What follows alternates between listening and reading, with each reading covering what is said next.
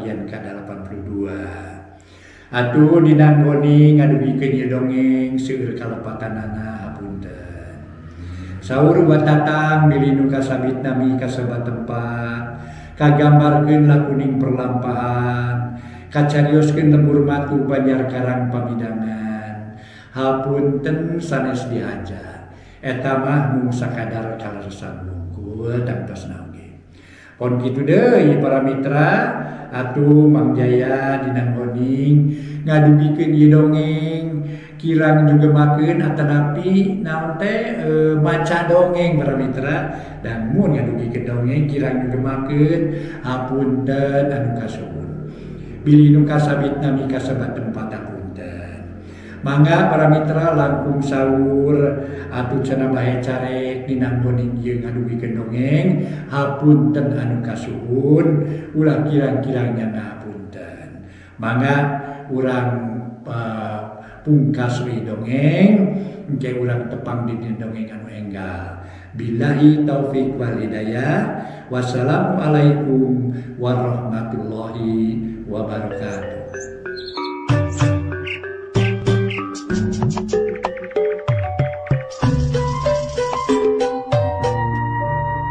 Para wargi sadaya wilujeng tepang dangu sareng acara matuh dongeng enteng pangbeberahmana. Mang Jaya sapara kanca bade neraskeun hanca dongeng nu katunda carios nyambung judulna gara-gara harta. Ieu dongeng para wargi karangan Watatang ayeuna teh nincak bagian ka-82.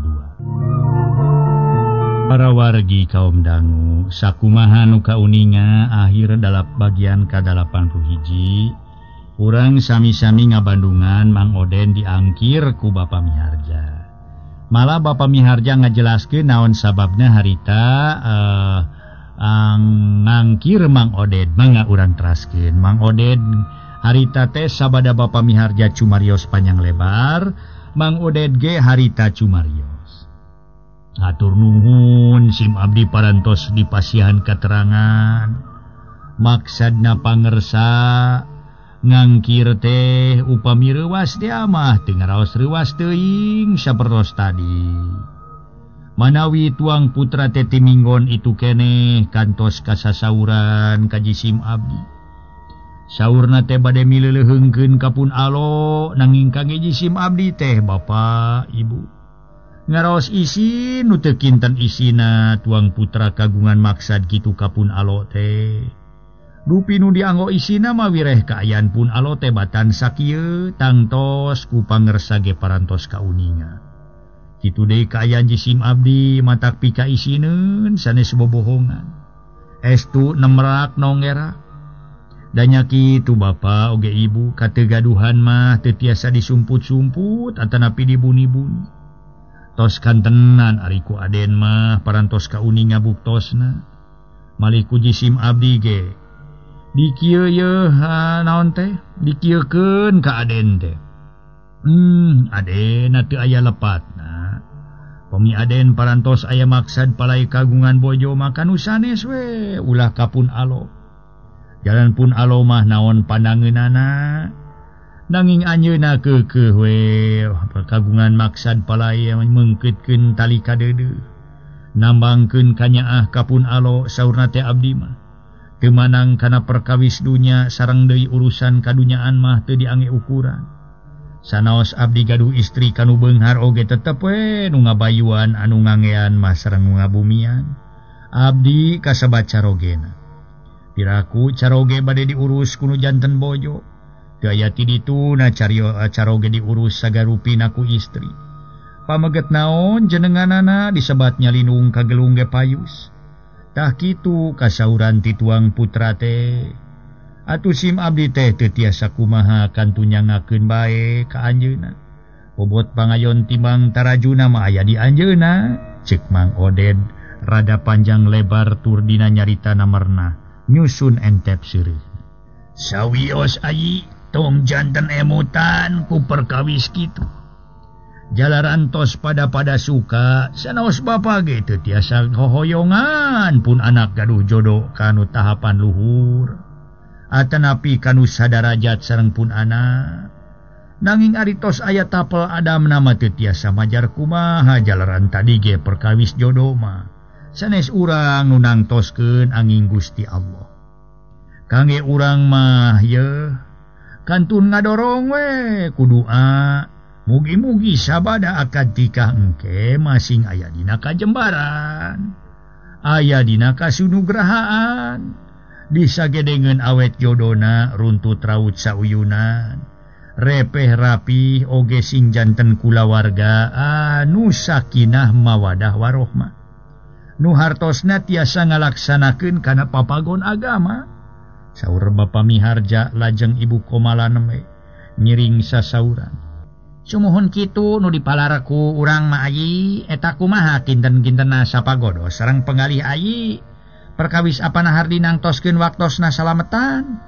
Saur Ibu Komala bari neuteup ka Mang Oded nu keur tungkul.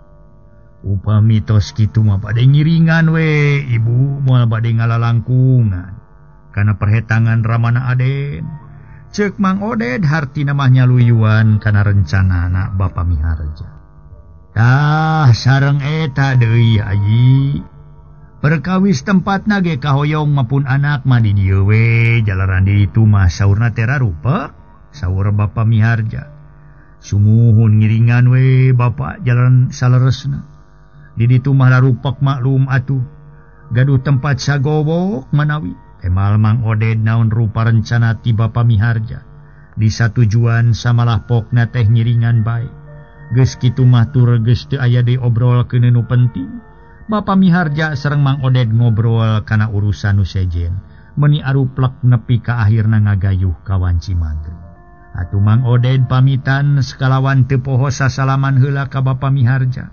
Jeung ka Ibu Komala tuluy ngaleos balik tumpak beca sabab sieun ka maghriban di jalan. Gancangna ieu carita bulan Hapit geus kaliwat nincak ka bulan Rayagung. Nu kira-kira pisa 10 poe deui kana waktuna Cep Hardi jeung Eulis Wiwin jatuh krami. Isukna Cep Hardi ngeusian ngaran alamat anu rek diulem. Sakumaha nu diseratkeun ku Bapa Miharja ramana. Tadina mah bade ngadamel serat uleman teh paling seueur 300 nanging buktosna ampir 800 jalaran Bapa Miharja seueur pisan tali kawargianana.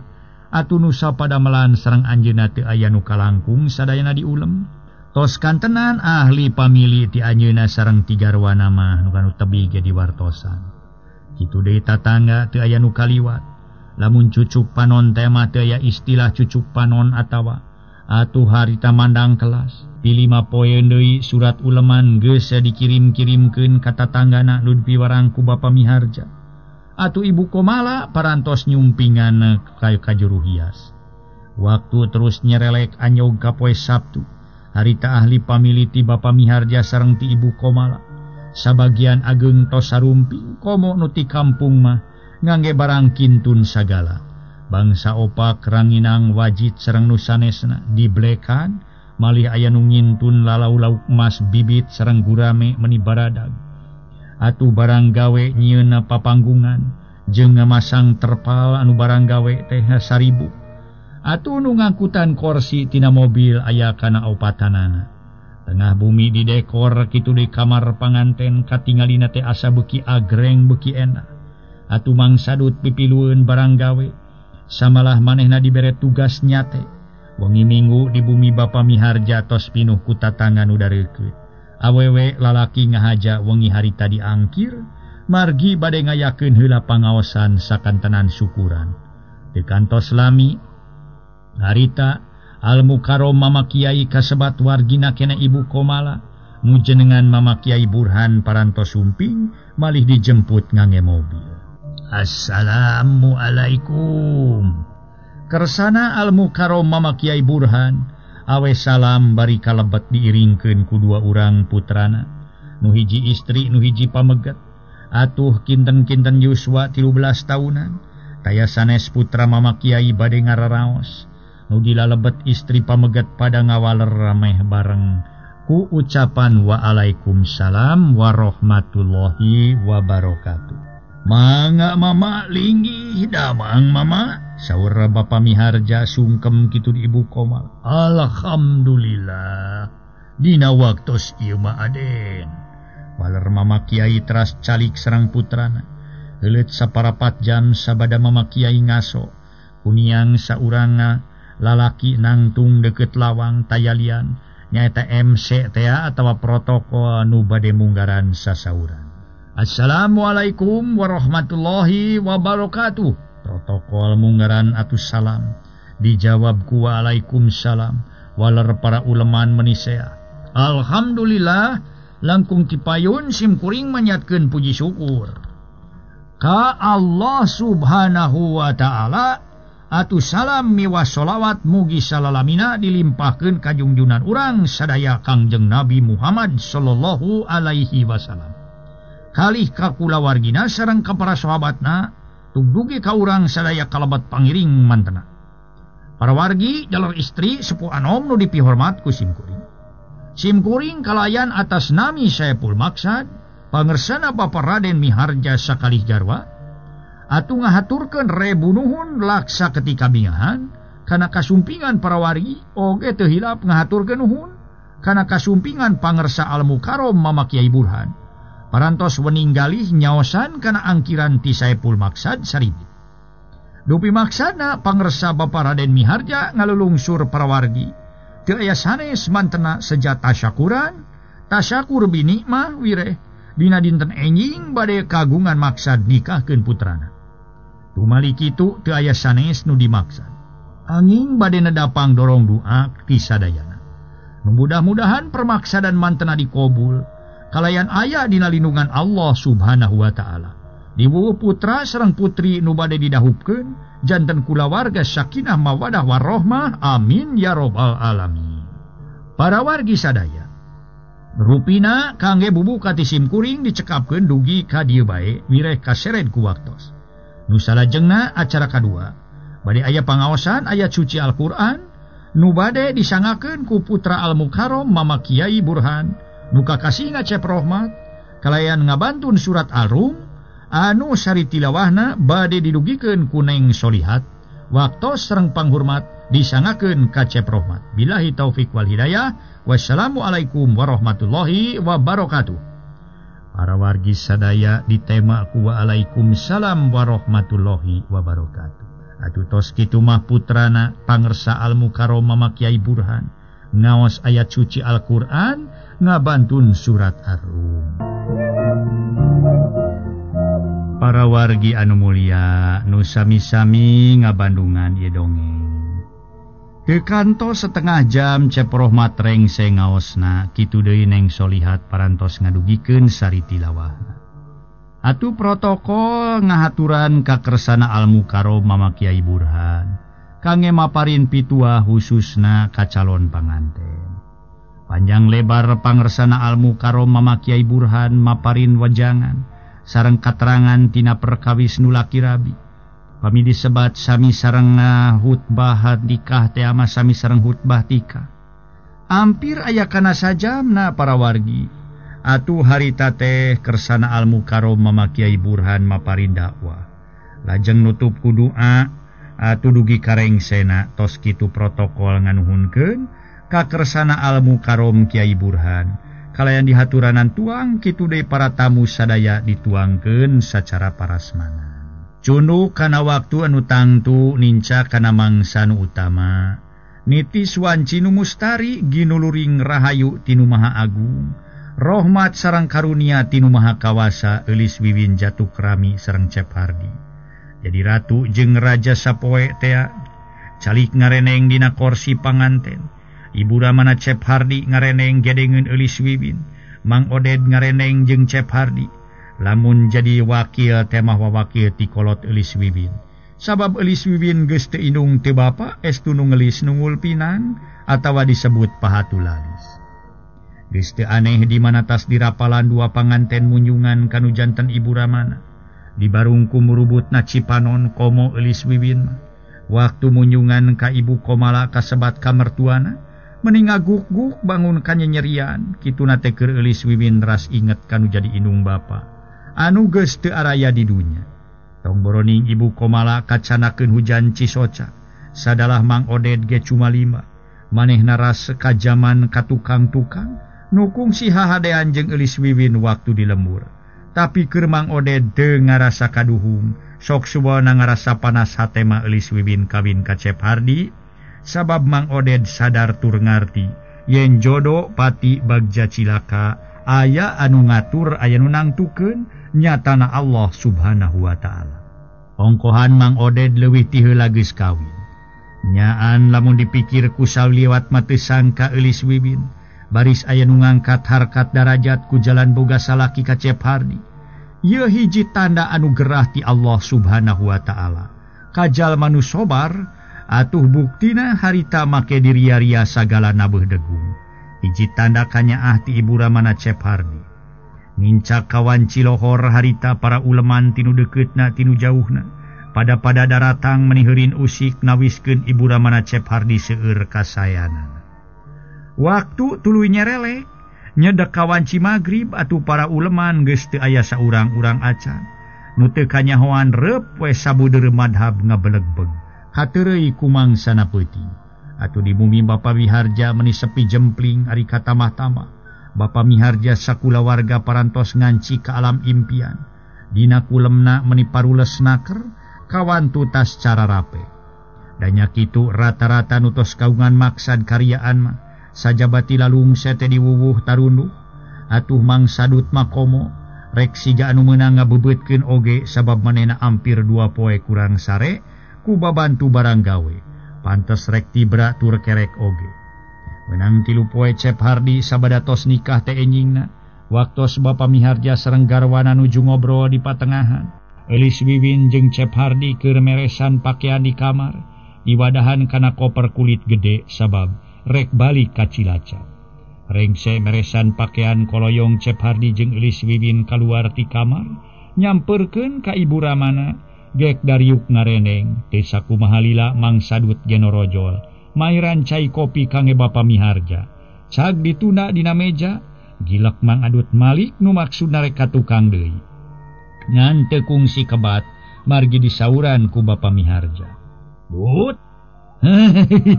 Mang Sadut ujug-ujug seuri we ngahehe. Kunaon ari Adut teu gugur teu angin ujug-ujug ngahehe we. Mangih naon di tukang? Saur Pa Miharja bari neut. Teu mendak naon-naon Bapa su. Geuning bieu ujug-ujug seuri. Mire eta we Bapa nyebat Dut cenah janten. Hoyong seuri we Dutna teh manawi. Si Sadutna sok matak pika seurieun wae. Geus di dieu ye ngariung tong make cicing di tukang kawas nu boga cocoan we. Sumuhun. Aduh. Mangga Bapak. Lain dinas teh irahar. Enjing pa jalaran di pasian waktosna mun dugi ka dinten ieu. Kumali kitu abdi teh sakantenan bade unyuk permios we kalain nyuhunkeun piduana ti apa kali ti ibu. Atuh ibu sareng apa sadikantuna ku abdi sareng ku Elis mugi saterasna aya dina kawilujengan. Kali ti kitu mugi ulah kirang-kirang ngahapunten we. Wireh abdi parantos ngarepotkeun kanu janten sepuh, saur Cep Hardi meuni ngagalindeng bari tungkul. Jadi rek balik ayeuna Hardi teh nya. Sumuhun pa bade wangsul ayeuna we, parek Cep Hardi. Nya teu naon rek balik mah. Da nya kitu kasebut pagawe mah teu bisa sakamaka, mah teu bisa sakahayang sorangan.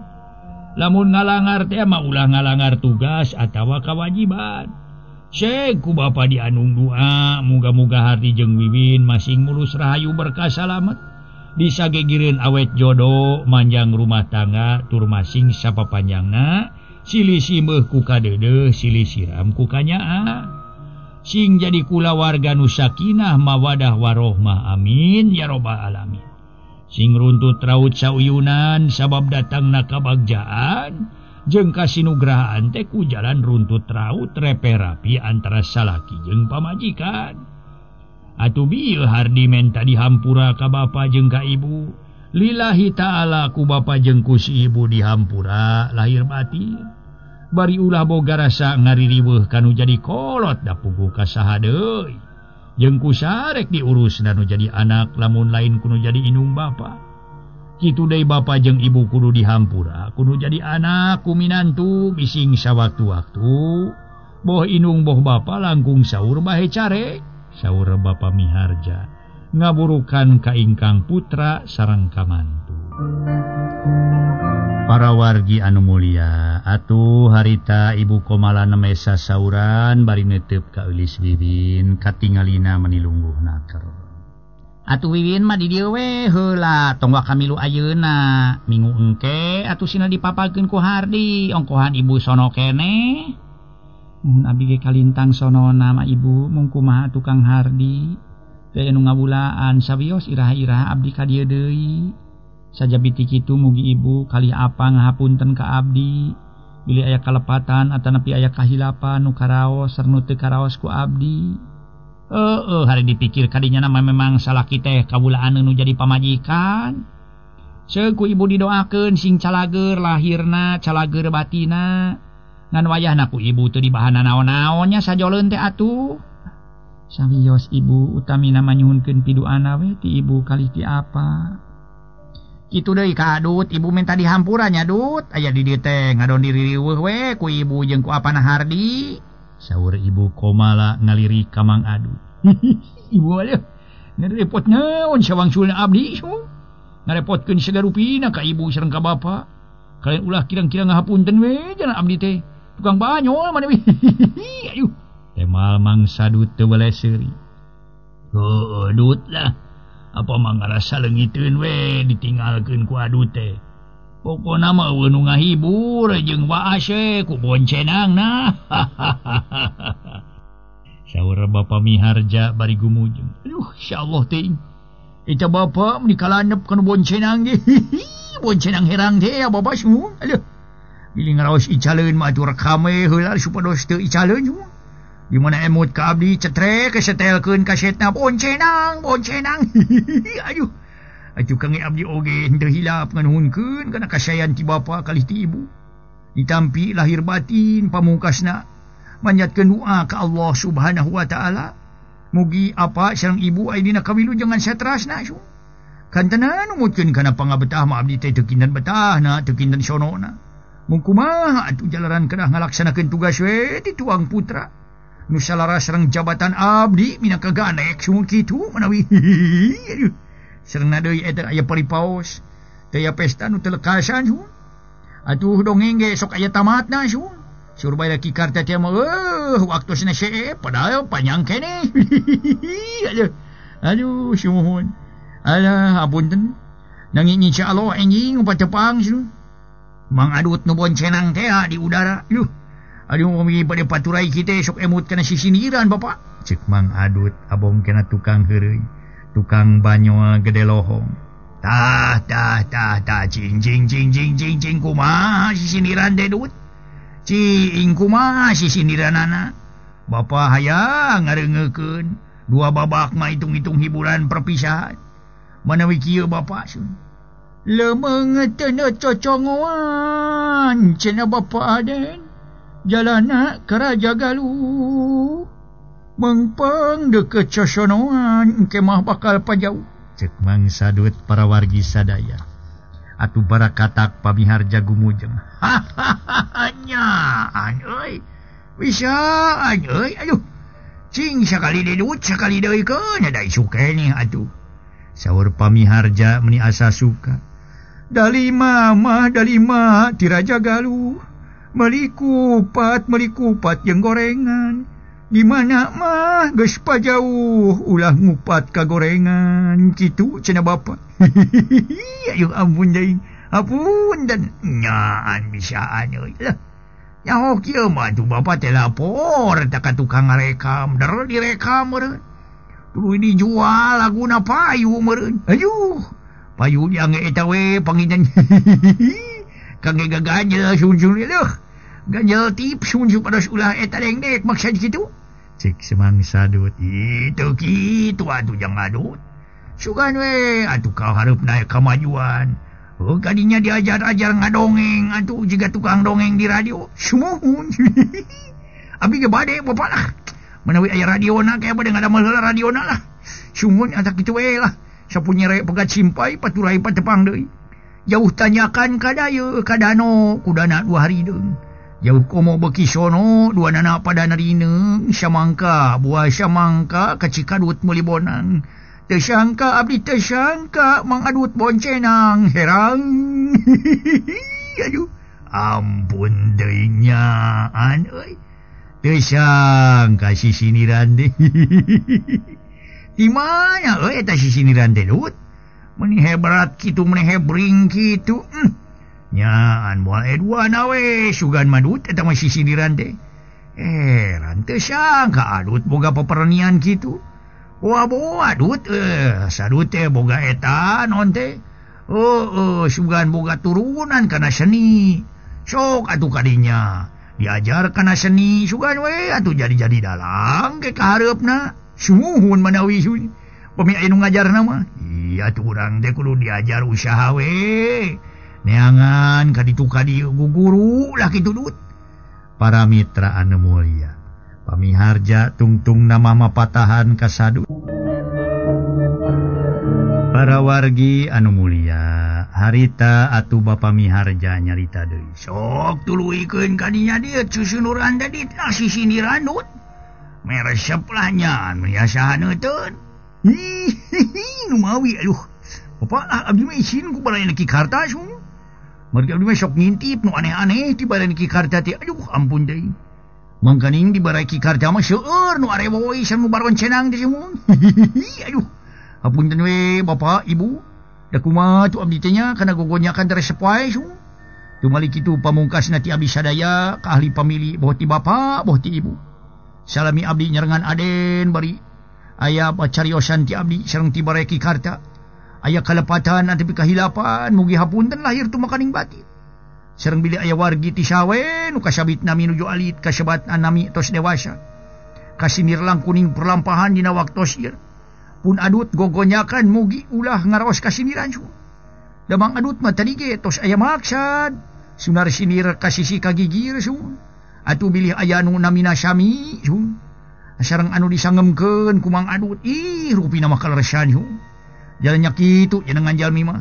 Teu istri teu pamaget teu sepuh teu murang kali. Kali sok seueur nu Syami nu mawi.